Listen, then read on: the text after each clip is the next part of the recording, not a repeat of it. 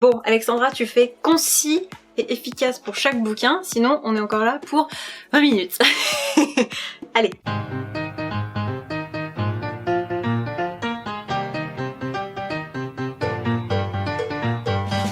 Hello tout le monde, j'espère que vous allez bien, je suis absolument ravie de vous retrouver aujourd'hui pour une nouvelle vidéo sur la chaîne. Et je me suis dit qu'à nouvelle année, bonne résolution, j'allais enfin vous refaire des updates lecture plus régulièrement. Et comme il faut battre le fer tant qu'il est chaud, je vous propose qu'on se fasse un petit tour d'horizon de mes dernières lectures durant le mois de janvier. C'est parti! Et on commence avec une énorme bricasse de pas moins de 760 pages.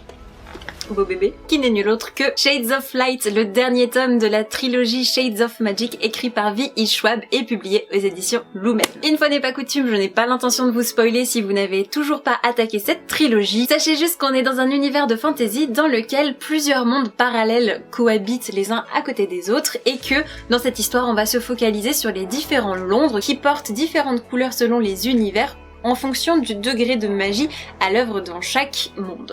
Si ces mondes ne communiquent pas ensemble, il y a bien une raison, c'est que pour pouvoir se balader comme ça dans les différents univers, il faut être un magicien de sang, sauf que les magiciens qui appartiennent à cette catégorie sont pour le moins très peu nombreux, et celui que V.E. Schwab va mettre en scène dans son histoire s'appelle Kell. C'est un magicien de sang au service de la famille royale du Londres Rouge, qui a pour mission de se balader entre le Londres Rouge et le Londres Gris pour transmettre des messages entre les familles royales. Sauf que le jeune homme commence un petit peu à en avoir ras la casquette, il aimerait bien voir du pays, et pour du coup essayer de pimenter un petit peu son quotidien, il s'est lancé dans la contrebande d'objets magiques d'un univers à l'autre, chose formellement interdite, et ça ne va pas louper, quand il va ramener une étrange pierre noire dans le Londres Rouge, ça va carrément foutre le bordel. Je ne me lasserai vraiment pas de recommander cette trilogie à tous ceux qui ne sont pas forcément de très grands amateurs de fantasy, puisque vous avez un univers hyper bien construit, très immersif, sans pour autant souffrir de toutes les lourdeurs et de toutes les descriptions, les mises en situation, l'installation dans un univers avec son propre système politique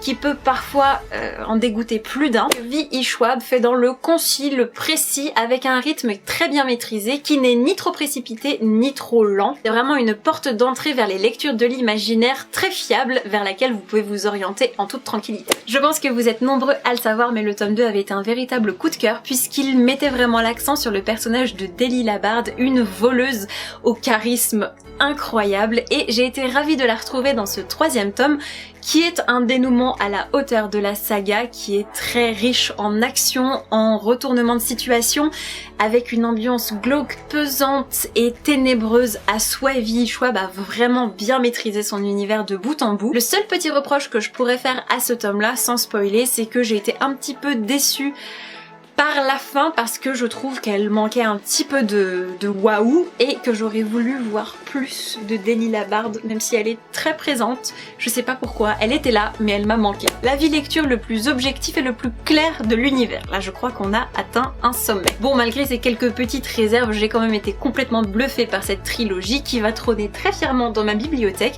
Et si jamais l'aventure vous tente, eh bien, allez-y, embarquez moussaillon. Moussaillon. On va enchaîner, hein. Après la lecture de cette énorme pavasse qui m'a quand même bien changé les idées pendant ma période de partiel, je me suis lancée dans un petit recueil de contes illustrés qui n'est autre que Le Bois Sanshutsu et autres histoires contées, écrit par Clémentine Ferry et illustré par Sanoé. Après avoir été très agréablement surprise par Automne, une saison chez les sorcières publiée aux éditions du Lumignon, j'ai décidé de tenter ma chance avec un autre titre de leur catalogue, et c'est comme ça que je me suis retrouvée avec cette petite chose. Et le principe de base de ce recueil, c'est de centraliser des histoires qui sont toutes orientées autour du thé. Si le postulat de départ est somme toute très mignon et alléchant, j'ai quand même été globalement déçue par ce livre, puisque les histoires s'enchaînent beaucoup trop rapidement et sont trop concises pour qu'on puisse avoir le temps de poser nos bagages, de prendre possession du nouveau récit, de s'installer aux côtés des personnages pour les découvrir, qu'on doit déjà courir pour aller attraper la prochaine histoire. Du coup, tout va trop vite, on ne prend pas le temps de développer l'univers, et parfois les résolutions sont un petit peu tarabiscotées, et je trouve que ça manquait un petit peu trop de finesse et de crédibilité pour apporter un vrai corps et un vrai panache à ces intrigues. Je vous propose qu'on reste dans le domaine des déceptions, tant qu'à faire, ma foi, on a enfoncé la porte, engouffrons-nous, j'ai envie de vous dire. Bon, et pour ce titre, autant vous le dire tout de suite, je regrette vraiment beaucoup de ne pas avoir accroché, mais ça ne l'a pas fait du tout pour moi. Et je vais vous parler maintenant de... Ça va être ignoble à prononcer. Stay silent, stay still. Et sauf que c'était dans l'autre sens. Oh putain, je le disais bien, j'étais trop bien partie, fallait que ça couille quelque part. Bon, stay still, stay silent. La meuf se hype toute seule d'avoir réussi à prononcer 4 mots. Parfait. Derrière cette bande dessinée se cache Mina Sundberg qui, à la base, avait publié son webcomic toute seule dans son coin. Dans cette histoire, elle se propose de nous raconter l'évolution de l'humanité suite à une énorme épidémie qui a ravagé plus de 90% de la population mondiale. Et 100 ans après, une fois que les frontières des pays nordiques ont été fermées, une équipe d'explorateurs va être dépêchée pour explorer les territoires inconnus pour voir si potentiellement la Terre pourrait être repeuplée petit à petit. Si je vous disais tout à l'heure que j'étais vraiment navrée de ne pas avoir accroché à ce titre, c'est qu'il a vraiment tout pour lui. Déjà, graphiquement, c'est une petite merveille. Il faut aussi savoir qu'elle a imaginé une mythologie et un univers hyper riche, hyper profond. Et vous avez une ambiance comme ça qui mélange un petit peu tous les films post-apocalyptiques qu'on a pu apprécier. Moi, ça me fait un petit peu penser, j'en sais rien, dans l'idée un peu à World War Z, à mélanger avec le jour d'après, je crois, quand il y a la nouvelle ère glaciaire, etc. Enfin, vraiment, c'est tout un concentré d'imaginaire post-apocalyptique qui fonctionne à merveille. Et là, vous me sentez venir, il y a un gros mais c'est beaucoup trop long à se mettre en place. Vraiment, c'est beaucoup trop indigeste cette introduction. Pour ne rien vous cacher, j'ai abandonné cette bande dessinée à peu près un tiers de l'histoire parce que ça ne décollait pas. C'est-à-dire que pendant toute une première partie, on va vous présenter des personnages au moment de la contamination qui vont essayer d'aller se mettre à l'abri. Et pour vous les présenter, on va pas prendre 2-3 pages. Non, c'est qu'on va prendre vraiment au moins 50 pages pour faire le tour de tous ces gens-là. Et au bout de 50 pages, on va complètement lâcher ces personnages pour vous présenter l'équipe qui, 90 ans plus tard, a été constituée pour explorer les territoires contaminés. Et vraiment, pendant un tiers, ce sont des nouveaux personnages quasiment à chaque page. Et en plus, comme ils se ressemblent, je n'arrivais pas à faire la distinction de qui était qui. Leurs noms sont imbitables, ils se ressemblent tous, et au bout d'un moment, j'en avais marre. Même dans Le Seigneur des Anneaux, j'avais l'impression qu'il y avait moins de monde, quoi. C'est pour vous dire. Vous l'aurez donc compris, j'ai été noyée sous le flot d'informations et de personnages, et à force d'essayer de remonter à la surface, j'ai fini par abandonner, j'ai coulé au fond du lac, j'ai été recouverte par les algues et je suis décédée. Je suis triste d'annoncer que j'ai été engloutie par Stay Still, Stay Silent, mais cela dit, si les introductions à rallonge ne vous effraient pas, je vous conseille vraiment de vous pencher quand même sur ce titre parce que je sais qu'il a extrêmement bonne presse et sincèrement, je pense que ce serait dommage de s'en priver à cause de mon avis.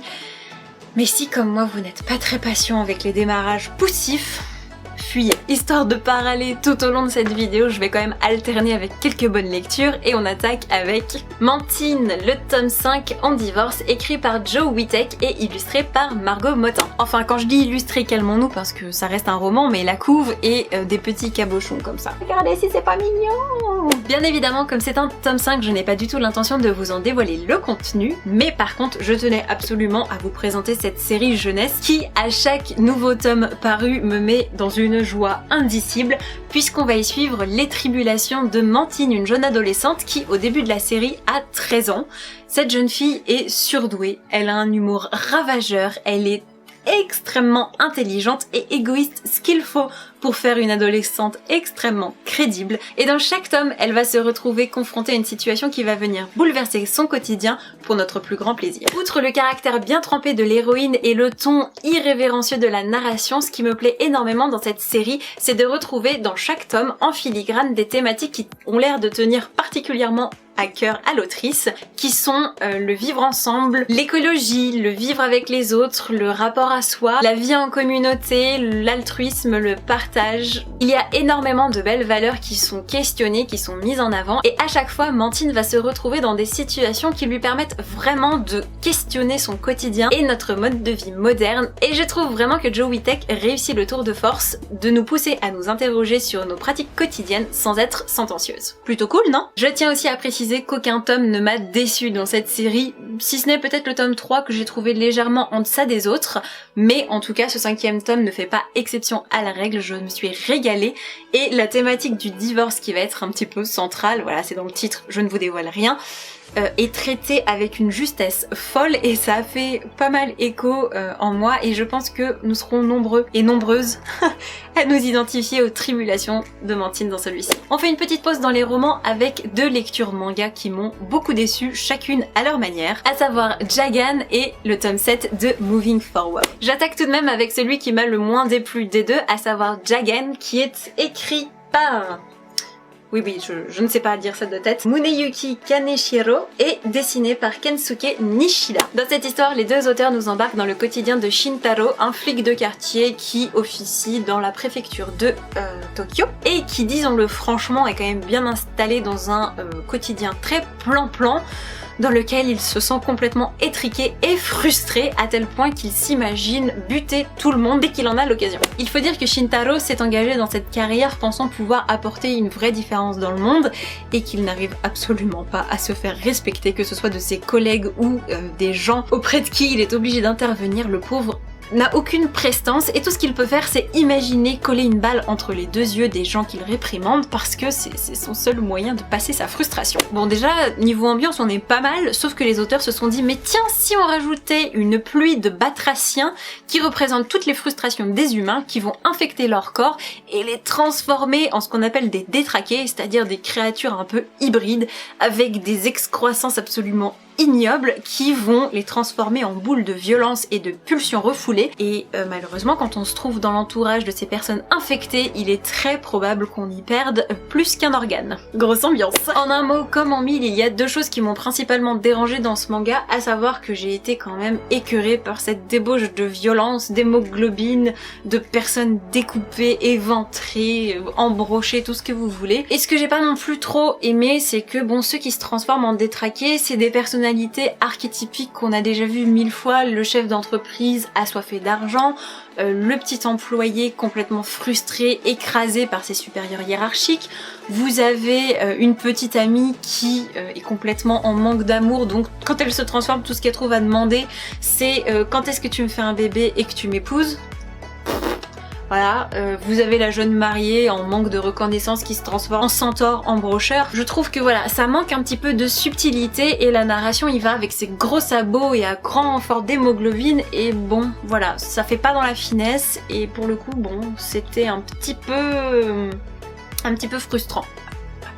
En revanche, je tiens quand même à souligner que l'univers graphique n'est pas sans rappeler celui de Junji Ito avec des corps un petit peu désarticulés comme des pantins qui soulignent ce côté rôle que l'on se donne quand on évolue en société puisqu'on refoule pas mal de choses en nous et j'ai trouvé ça quand même très intéressant que l'extérieur des personnages reflète un petit peu tout ce qui pullule, tout ce qui est caché, tout ce qui glougloute au fond d'eux. Donc je trouve que d'un point de vue visuel, on est vraiment dans la dénonciation de cette société purulente et détraquée. Mais après pour moi ça s'arrête là, je pense qu'il me manquait un niveau supplémentaire de profondeur pour avoir suffisamment de grain à moudre pour passer outre la débauche de violence. Je sais même pas si j'ai envie de vous en parler. Voilà, je me suis déjà assez donné avec les titres précédents qui m'ont pas trop plu. Mais alors celui-là.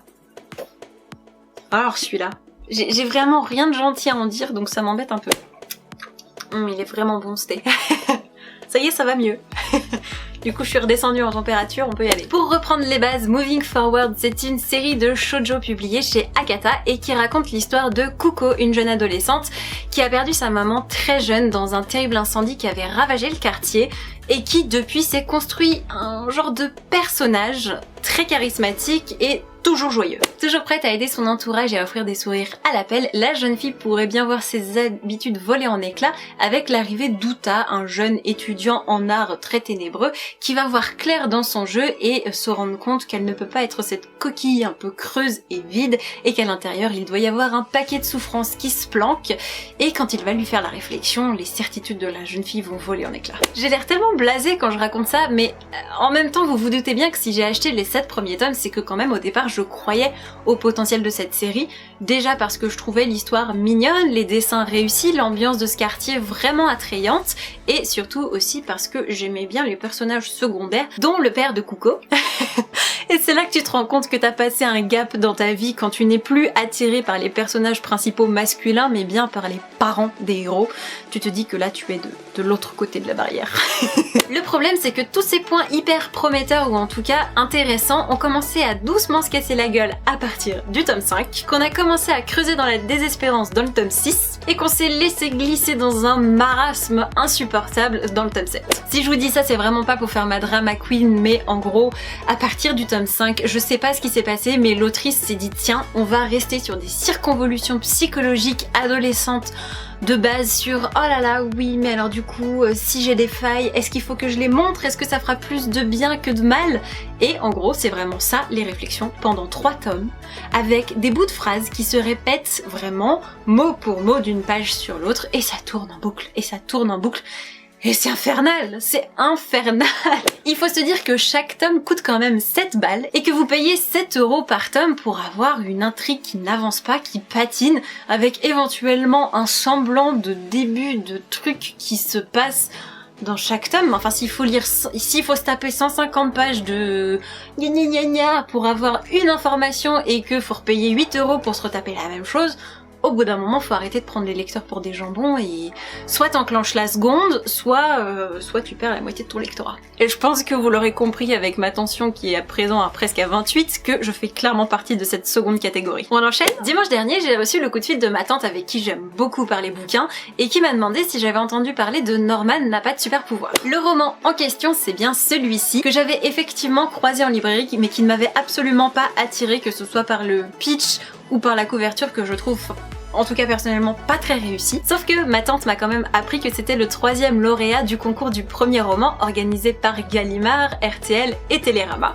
Et là forcément une clochette s'est mise à sonner dans mon cerveau puisque c'est quand même le concours qui lors de sa première édition avait couronné Christelle Dabos avec Les Fiancés de l'hiver, et 3 ans plus tard, pour la 2e édition, nous avait proposé Les Mystères de Larry Spem de Lucie Pierre Apajot. Oui, donc niveau level, on est quand même là quoi. C'est donc riche de cette nouvelle information que je me suis précipitée dès le lundi chez mon libraire pour me procurer du coup Norman n'a pas de super pouvoir, écrit par Kamel Benahouda et publié chez Gallimard Jeunesse, et qui met en scène Norman, un jeune adolescent qui a je crois 13 ans puisqu'il est en 5e, qui évolue dans un monde qui bon an mal an ressemble au nôtre, à ceci près que chaque habitant est doté d'un super pouvoir. Alors ça peut aller de la capacité à voler, à maîtriser le feu, à être invisible, à traverser les murs comme si de rien n'était, à plier des papiers par la pensée. Donc à moins d'avoir comme objectif ultime dans la vie d'être champion d'origami, ça sert à première vue à rien. Sauf que Norman, qui en son fort intérieur est convaincu de n'avoir aucune once de début de super pouvoir, eh ben aimerait bien pouvoir être champion d'origami ou enfin n'importe quoi, même pouvoir manipuler les fourmis par la pensée, plutôt que de devoir faire face à la déception de sa famille et en se tapant la honte devant tout le collège. Oui, parce que ce qu'il faut savoir, c'est que le lecteur va découvrir un Norman hyper angoissé dès les premières pages puisqu'il est à la veille d'un examen médical qui se déroule dans le collège pour déterminer quels seront les pouvoirs développés par les étudiants et surtout savoir quand est-ce qu'ils vont se manifester. Norman, qui est donc bouffi d'angoisse, plutôt que de se confier à ses proches, va se laisser embarquer dans une histoire de tricherie par ses meilleurs potes et mauvaise idée. Alors oui, moi aussi ça m'est déjà arrivé de tricher pendant une interro surprise en allemand parce que je connaissais pas mes verbes irréguliers, mais de là à m'inventer un super pouvoir que je n'ai pas, eh bien c'était clairement la limite à ne pas franchir. Je ne vous dirai rien de plus du point de vue de l'intrigue parce que je pense que vous avez une bonne base, mais qu'est-ce que j'ai pensé de ce bouquin? Ouais, c'était pas mal. Alors oui, je me doute bien que je vais pas m'en tirer avec juste un c'était pas mal. Je vais donc développer pour vous dire que j'en attendais beaucoup trop puisque je l'avais quand même placé dans la lignée de Christelle Dabos et Lucie Pierre Apajot. Et c'était clairement trop lui en demander puisqu'on est vraiment dans un univers contemporain jeunesse, pour le coup vraiment jeunesse. Et que bah forcément quand tu passes d'un univers fracturé avec la citatielle des esprits de famille ou alors un Paris steampunk hyper bien fichu, des histoires de collégiens, c'est pas hyper vendeur quoi. Alors il faut savoir que je me suis quand même pas mal ennuyée pendant toute la première partie du roman parce qu'on reste dans cette histoire de collège avec toutes les techniques de triche et les retombées que ça va avoir immédiatement. Mais là où en tout cas l'intrigue s'est vraiment rattrapée, c'est dans la 2e partie quand on tombe vraiment dans la parodie de cet univers des comics, des films de super-héros, où là pour le coup on va enchaîner vraiment les actions, ça va devenir beaucoup plus visuel, incarné, et je me suis vraiment régalée. Et c'est aussi le le passage de questionnements très individualistes et adolescents dans la première moitié qui vont se transformer en réflexion vraiment universelle avec une vraie morale collective qui est beaucoup plus intéressante et beaucoup plus mature dans la deuxième partie du roman. En gros, il y a quand même de bonnes idées dans ce bouquin et je pense que ça peut clairement le faire pour les lecteurs qui ne sont pas de trop gros voraces. C'est-à-dire que si vous picorez un bouquin de temps en temps, je pense vraiment que vous pourrez lui trouver un côté original. Mais si vous êtes un gros lecteur qui enquille plusieurs romans dans le mois, je pense vraiment que vous verrez les limites et le côté un petit peu trop emprunté, surtout dans la première partie, où clairement l'examen médical m'a fait penser à Divergente. J'ai vu comme ça plein de clins d'œil à la littérature adolescente moderne et je trouvais que ça manquait un peu d'épaule et de charisme pour être vraiment inoubliable. Et voilà, c'est tout pour cette update lecture du mois de janvier. J'espère vraiment que la vidéo vous aura plu, que vous aurez pu piocher comme ça quelques petites idées de lecture, même si j'ai été quand même hyper grognon, avouons-le. D'ailleurs, si vous avez des recommandations de lecture pour me sortir un peu de ce marasme mi-figue mi-raisin, allez-y. En attendant de vous lire, moi je vous souhaite comme d'habitude de merveilleuses rencontres de papier et je vous dis à très vite pour la prochaine vidéo. Ciao ciao.